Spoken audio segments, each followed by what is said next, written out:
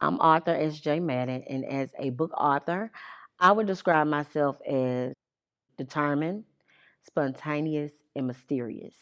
I'm always determined to give my audience exactly what I think they're looking for. Mysterious because we never know how it's going to end. Spontaneous because I may want to start off with just one book, but if I'm not finished in that one read, then I may have something coming right behind it.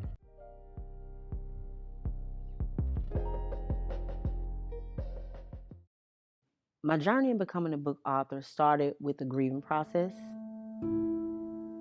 I was going through a lot. My brother was murdered, and then my uncle passed away, and my best friend's mom passed away, and my dad passed away. So I was like, I am so angry. So I wanted an outlet to, like, that was my therapy. So I started writing. Every time, I started wanting to cry, I would write. And it just started falling together. And then I was like, okay, plot twist. How would this happen? So I would just change it up a little bit, and it just turned into something great. Ever since I was a young star, I had big dreams of Hollywood scenes. I loved reading books and my mind was always racing. Then my mind would run away with my imagination. And all it took was one conversation to take a million stars and erase them. Can't return words once you say them. He said, I'll never see a girl black as me on the billboard, the TV, or the movie screen.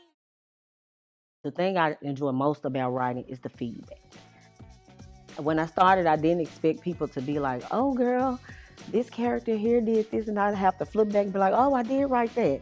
That's crazy, but it's just the feedback that I get from the people that I thought would be critics in a negative way. It turned out to be something positive, so I enjoyed it the most. In the very beginning. My first edit was not so good, and I didn't get a copy of the book until the book was actually out to the world. So I took the book down and I was like, I'm not doing this anymore. And, my manager was like, look, if you're going to quit after the first go round, then that's not what you want to do anyway. So I just picked my fears up, and I went back to the drawing board. But yeah, in the beginning, I wanted to quit.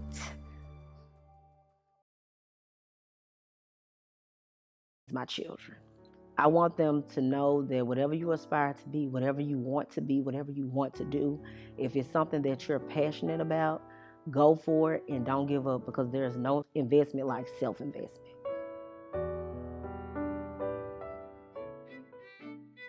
These are my babies. This is book one. Book one came about, I just wanted to introduce SJ Madden. I wanted people to know that I'm here to stay. In this book, I kind of introduced my characters because I wanted people to get a feel for who I am and how I was writing. But in book one, there was a cliffhanger, and everybody was like, I know you're not going to end like that. So this how book two, Switching Sides, came about. And in Switching Sides, I wanted to give a little bit more of a background for the characters in book one. So I also left another cliffhanger, and people were really like, I know something else is coming. And I was like, yeah, just be patient. So I didn't make them wait a whole year for book three. But in book three, Switching Sides 2, Tilted Crown, that's when you kind of got the meat of it. And I named it Tilted Crown because so often we hear about kingpins. When we read any urban literature, urban fiction, it's the kingpin and the woman following behind him. But in my books, I kind of switched it up because, we're in a day and age where it's girl power, black girl magic. So in Tilted Crown, I wanted people to know, our crowns may tilt over, but it's very rare that we allow them to fall.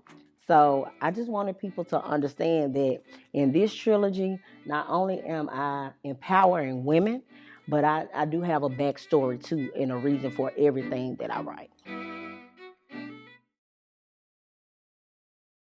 Do not give up. We all want to come out as a best-selling New York Times author. We want people to pick it up and be like, hey, we want to feature you on this and that. It doesn't happen overnight unless you already have a good following. That's just not how it works. And make sure you have a good team behind you, people that actually support you and want to see you win. Because on the days that you do want to give up, those are the people that you're going to lean on the most.